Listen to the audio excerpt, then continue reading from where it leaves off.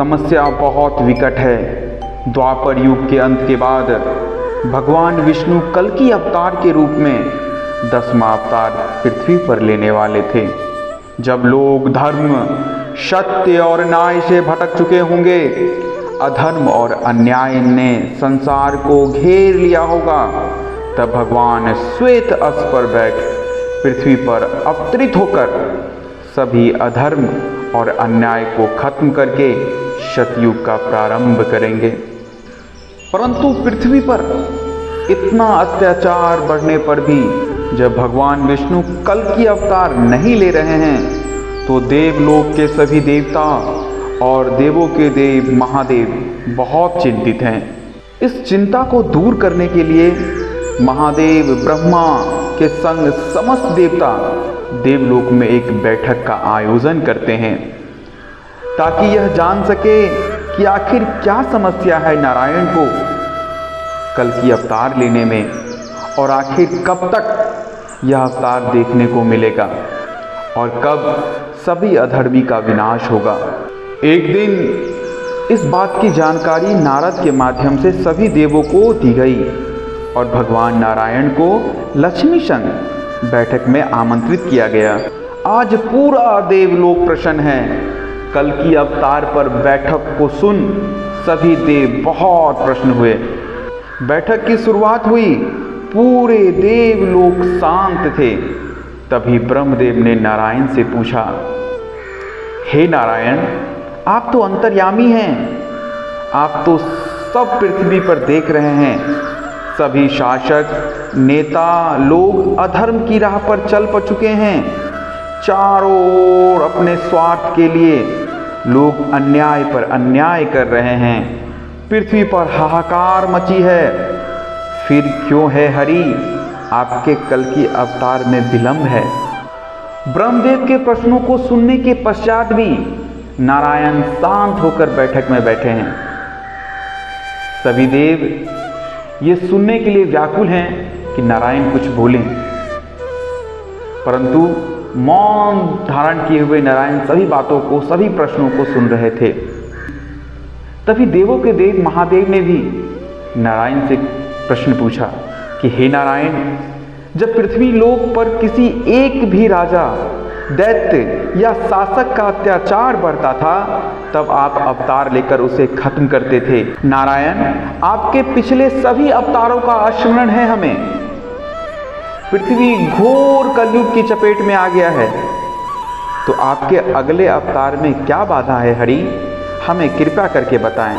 हम सभी देव बहुत चिंतित हैं, हमारी चिंता को दूर करें।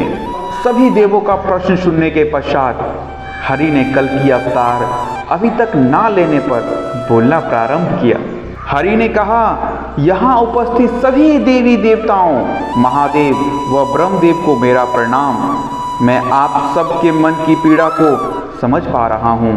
हे देवगण, मैं भी बहुत कष्ट में हूँ पृथ्वी की दशा को देखकर, बढ़ते अधर्म को देखकर।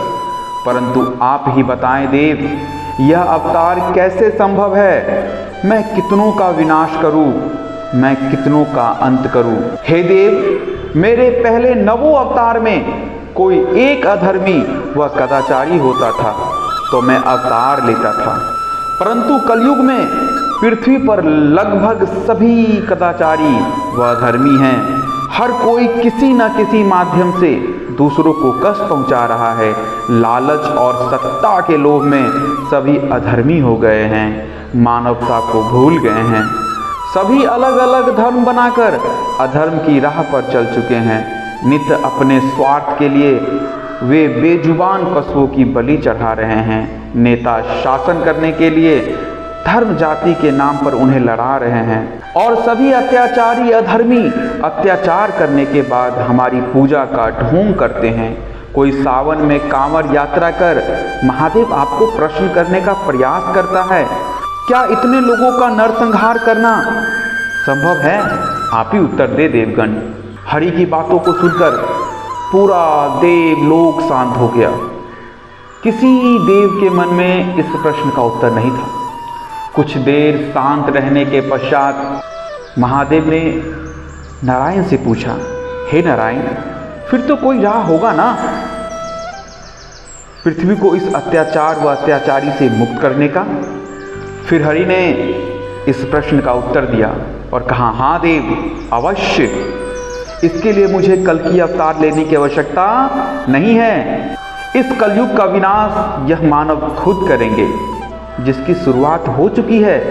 आने वाले कुछ वर्षों में पृथ्वी को पूर्ण रूप से यह मानव स्वयं समाप्त कर देंगे। प्रकृति का तेजी से विनाश, मौसम में परिवर्तन, ग्लोबल वार्मिंग, आपदा व समय समय पर जानलेवा बीमारियों का आगमन इस बात का संकेत है। और जो कुछ लोग इस प्रकोप से बच जाएंगे, उसके संग ही नए युग सतयुग का प्रारंभ होगा। और बचने वाले वही लोग होंगे जो प्रकृति और सृष्टि को समझेंगे। और अंत में हरि कहते हैं, परंतु हे देव, मन में कष्ट तो बहुत है कि इतनी सुंदर हवा, जल, पेड़ों के बीच हमने मानव का संसार बसाया, परंतु लोभ, स्वार्थ के चक्कर में यह मनुष्य इसको समझ ना पाया और इसको विनाश के कगार पर लाया। बाकी महोदय, आप खुद समझदार हैं। इन छोटे से शब्दों के समूह के पीछे एक खास संदेश छुपा हुआ था। मेरे मन में अभिलाषा थी, मेरे मन में ये संदेश बहुत दिन से चल रहा था। मैंने सोचा कि एक वीडियो के माध्यम से ये संदेश आप तक भी पहुंचाया जाए। इससे ज़्यादा कुछ मैं कहूँगा नहीं, हाँ, लेकिन ये वादा जरूर करूँगा कि ऐसे ही कुछ सुंदर शब्दों के समूह के साथ फिर आगे मिलते रहेंगे। तब तक के लिए जय हरि।